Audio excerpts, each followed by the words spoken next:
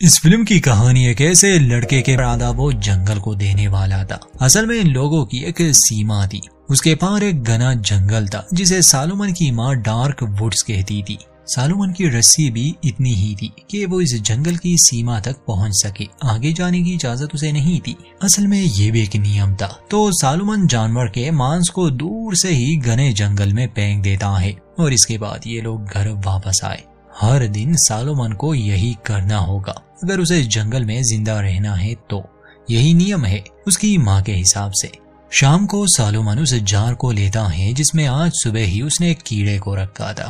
उसे कोई हलचल महसूस नहीं होती तो वो इस बारे में अपनी माँ से पूछता है। उसकी माँ बताती है कि इसे हवा और पानी की जरूरत होती है। अगर तुम इसे जार में बंद करोगे तो ये जिंदा कैसे रहेगा। ये एक और सबक था सालोमन के लिए, क्योंकि वो अभी एक बच्चा था।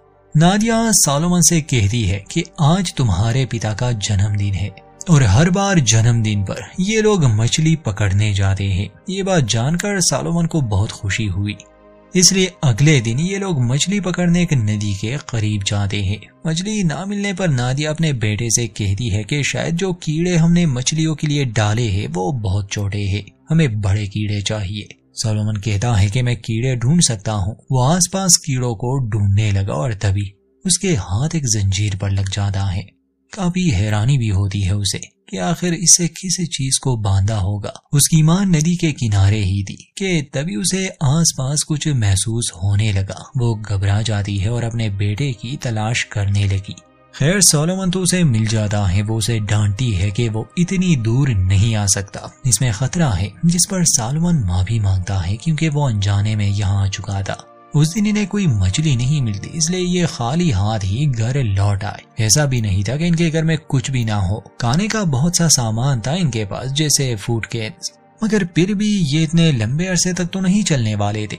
नादिया अपने बेटे के लिए जन्मदिन का एक केक तैयार करती है और रात को वो उसे एक कहानी सुनाती है। कहानी एक बकरी के बारे में थी जिसे आसपास के जंगल में जाने की इजाजत नहीं थी और एक दिन वो वहां चली गई। असल में ये कहानी नादिया और उसके पति ने अपने बेटे सालोमन के लिए बनाई थी ताकि वो भी उस जंगल में ना जा सके और उसे ये बात अच्छे से याद भी हो। उन्होंने किताब भी बनाई थी जिस पर हाथ फेरने से सालोमन कहानी को और भी अच्छे से समझ पाता। खैर आज सोलोमन ने अपनी माँ से मौत के बारे में पूछा था कि मरने के बाद लोग कहाँ जाते हैं, तो उसकी माँ समझाती है कि ये बताना बहुत मुश्किल है, मगर मौत अंत नहीं है बेटा, हमें बस विश्वास होना चाहिए। सोलोमन को सुलाने के बाद वो चली जाती है, वो भी हमेशा के लिए, और कभी लौट के नहीं आती। अब सोलोमन अकेला रह जाता है इस वीराने में। अब कहानी कुछ साल आगे आती है जहाँ सोलोमन बड़ा हो चुका है।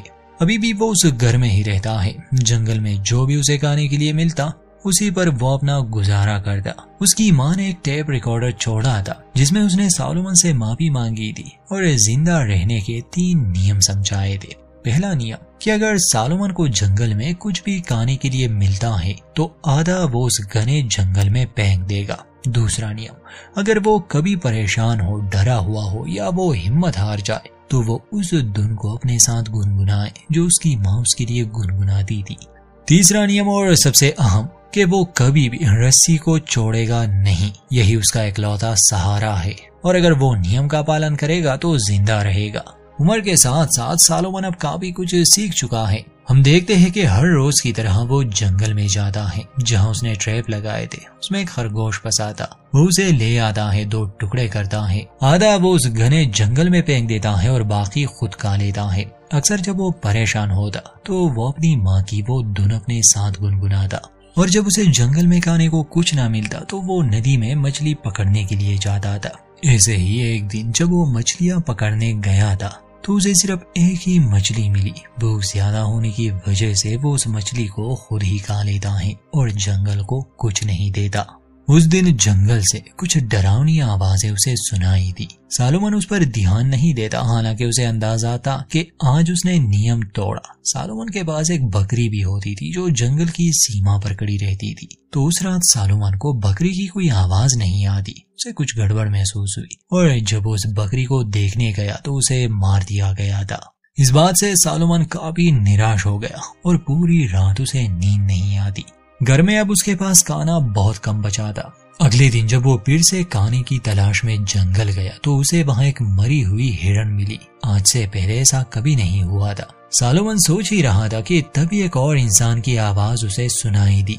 सालोमन ने अपनी माँ और पिता के अलावा किसी और इंसान की आवाज भी नहीं सुनी थी, इसलिए वो घबरा जाता है। खुद को बचाने के लिए उसके पास एक चाकू था। वो आदमी असल में एक शिकारी था, उसके पास बंदूक थी और उसी ने इस हिरन का शिकार किया था। वो सालोमन को पीछे हटने के लिए कह रहा था कि ये शिकार मेरा है। इस शिकारी का नाम हैंक था। जैसे ही वो सोलोमन के करीब आता है तो सोलोमन अपने बचाव में चाकू चलाता है, जिससे हैंक का हाथ जख्मी हुआ और वो सोलोमन को बेहोश कर देता है। कुछ देर बाद जब सोलोमन को होश आया तो हैंक उसके सामने बैठा हुआ था। हैंक उसे शांत करने की कोशिश कर रहा था कि डरो मत, मैं तुम्हें कोई नुकसान नहीं पहुंचाऊंगा। तब सोलोमन को अंदाजा हो जाता है कि वो अपने घर के करीब है। घबराते हुए पूछता है कि आखिर हम यहाँ कैसे आए। तो हैंक बताता है कि तुम्हारी रस्सी की मदद से मैंने तुम्हारा घर ढूंढा।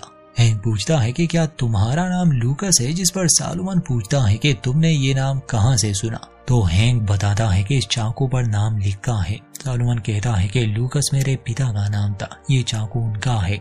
हैंक पूछता है कि बच्चे आखिर तुम इस जंगल में क्या कर रहे हो, क्या तुम यहाँ अकेले रहते हो। सोलोमन इस बात का जवाब नहीं देता। उसे इस बात पर गुस्सा आ जाता है कि हैंक ने उसे बच्चा कहा, जिस पर हैंक माफी मांग लेता है। इसके बाद हैंक कहता है कि अगर तुम मुझे यहाँ एक रात रहने दो तो बदले में तुम्हें मैं अपने शिकार का मांस दे सकता हूँ। जल्द ही सूरज डूब जाएगा और रात को जंगल में खतरा ज्यादा होता है।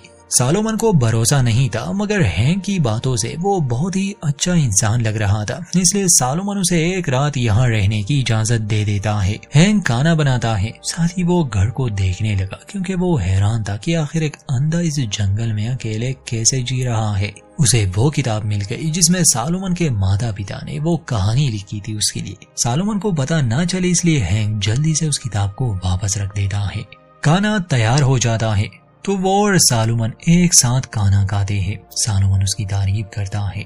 हैंक बताता है कि अगर वो चाहे तो वो उसे किसी सुरक्षित जगह ले जा सकता है, यहाँ खतरा ज्यादा है, मगर सोलोमन मना करता है।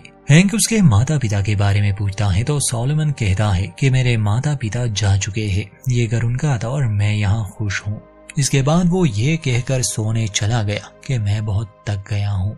बाद में हैंक बर्तनों को धो लेता है। सोलोमन को नींद नहीं आ रही थी क्योंकि उसके घर में एक अजनबी था। उसे लगा शायद वो उससे कुछ चुरा लेगा। खैर जब उसे भरोसा हो गया तो वो अपने कमरे में चला जाता है, मगर आधी रात को एक डरावनी आवाज से दोनों की ही नींद खुल गई। हैंक जल्दी से अपनी बंदूक लेता है और सोलोमन से पूछता है कि क्या तुम जानते हो ये आवाज किस चीज की है, मगर सोलोमन जवाब में कहता है कि नहीं, मैं नहीं जानता और आज से पहले मैंने इस तरह की कोई भी आवाज नहीं सुनी। बंदूक लिए हैंक जंगल में चला गया। सोलोमन उसे रोकता है, पूछता है कि आखिर तुम वहाँ क्यों जा रहे हो, उस चीज को मारने। तो हैंक जवाब देता है कि निर्भर करता है कि वो क्या है।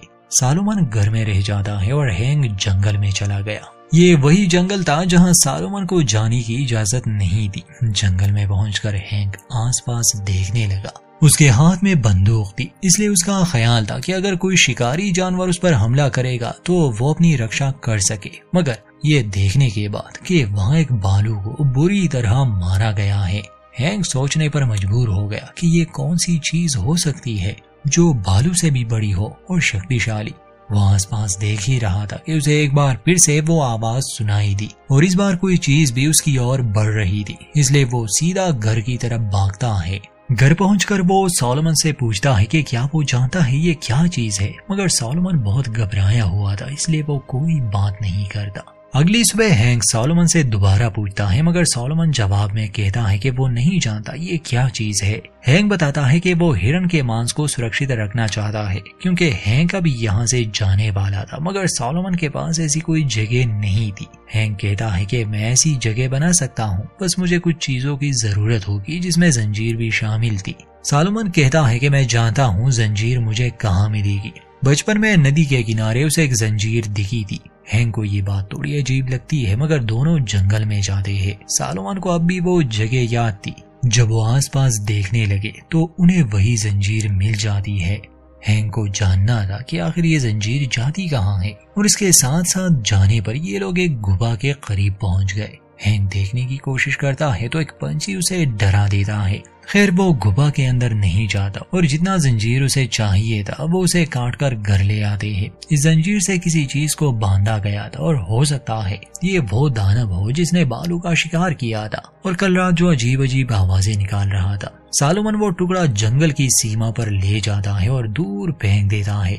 हैंक भी उसका पीछा कर रहा था। ये देखकर वो पूछता है कि तुमने ऐसा क्यों किया? शायद यही वजह है कि यहाँ आसपास जानवर इकट्ठा हो रहे हैं। सालोमन बताता है कि मुझे यही करने को कहा गया था। हैंक को लग रहा था कि शायद उसकी माँ जादू टोने पर विश्वास रखती है।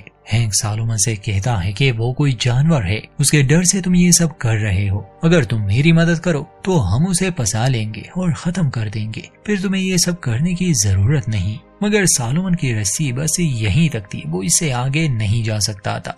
हैंक कहता है कि मैं इसका बंदोबस्त कर लूंगा। गरा कर वो उसके साथ कपड़ा बांध देता है ताकि सालोमन और आगे तक जा सके। दोनों की दोस्ती भी हो गई और सालोमन को ऐसा ही दोस्त चाहिए था। रस्सी लंबी होने के बावजूद जब ये दोनों जंगल में गए तो कोई चीज सालोमन को खींचने लगी, जिस पर हैंक उसे बचा लेता है। रात को सालोमन के कहने पर हैंक उसके लिए उसकी माँ की लिखी हुई कुछ जर्नल्स पढ़ता है जिसमें उसने अपने बेटे के लिए प्यार के बारे में बातें लिखी थी। मगर उस जर्नल में उस दानव का राज भी था। वो हैंक ऊंचा नहीं बढ़ता, बस उसे मालूम हो गया कि वहाँ जंगल में कोई तो है। उसी रात जब सालोमन सो रहा था तो हैंक अपनी गन लिए जंगल में चला गया। वो उसी गुफा के करीब पहुंचा। इसके बाद वो अंदर चला गया। सालोमन को जब पता चला कि हैंक नहीं है, वो जा चुका है, तो वो भी उसकी तलाश में निकल गया। रस्सी उसने बांधी थी मगर रस्सी ज्यादा लंबी नहीं थी, इसलिए उसे एक जगह रुकना पड़ा। अब उसे हैंक की फिक्र थी, इसलिए वो अपनी रस्सी खोल देता है। यानी कि उसने दूसरा नियम भी तोड़ा। वो जंगल में और आगे तक चला गया जहाँ एक जगह उसे हैंक की लाश मिली और उसकी मौत पर सालोमन बहुत दुखी हो जाना है। वो वहाँ रोने लगा, तब उसे वो आवाज सुनाई दी, मगर जंजीरों से बांधा ये कोई दानव नहीं था बल्कि इंसान ही था। सालोमन को तो नजर नहीं आ रहा था मगर वो उसकी माँ थी। उसकी आंखें बदल चुकी थी, मतलब कि वो कोई राक्षस बन गई होगी। जैसे कि सालोमन को सिखाया गया था कि जब वो डरा हुआ हो तो वो धुन गुनगुनाए। जब वो ऐसा कर रहा था तो उसकी माँ को भी अपना बेटा याद आ रहा था। वो उसकी तरफ भागती है, उसे गले से लगाती है, मगर चूंकि सालोमन देख नहीं पा रहा था और उसकी माँ बोल नहीं पा रही थी तो वो अपनी ही माँ को मार देता है। इसके बाद सालोमन वहाँ बैठ जाता है। उसे नहीं पता था कि उसने किसे मारा और कुछ देर बाद उसकी आंखें भी बदलने लगी और इसी के साथ फिल्म का अंत होता है। वीडियो अच्छी लगे तो लाइक करें और चैनल को सब्सक्राइब करना ना भूले।